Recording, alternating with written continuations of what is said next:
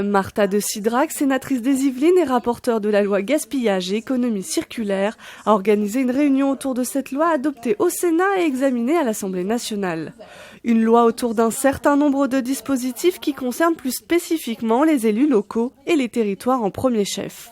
Ce sera essentiellement autour, bien évidemment, des déchets et des dépôts sauvages, puisqu'on a un vrai sujet dans notre département, mais également sur tout ce qui concerne les plastiques en hors foyer, les usages que l'on fait.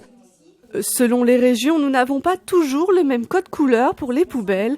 Le texte permettra d'uniformiser cela, un objectif partagé. Il ne s'agira pas pour les collectivités d'investir dans de nouvelles poubelles parce que vous imaginez le coût. Donc, l'idée, c'est de trouver un code qui soit partagé par nous tous et qui soit le même dans toute la France. Martha de Cidrac est revenue sur les bouteilles en plastique et le logo inscrit dessus, le point vert. Les usagers pensent en grande majorité qu'il signifie que le produit acheté est recyclable. C'est faux.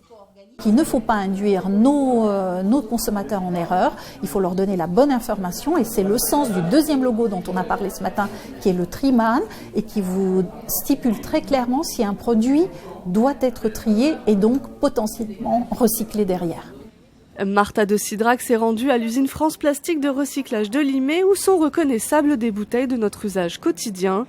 Le recyclage des produits de consommation courante, c'est un des volets de la loi gaspillage et économie circulaire. Ces plastiques vont évidemment être introduits dans l'installation qui est à côté de nous, qui vont subir tout un process qui, de déchets plastiques tels que nous le voyons ici, vont devenir en fait des paillettes qui vont être incorporées dans des produits finis et qui vont de nouveau être réinjectés dans le commerce. Le but, avoir une durée pour ces produits la plus longue possible en les réintroduisant de nouveau dans une filière qui n'est pas forcément celle du produit d'origine.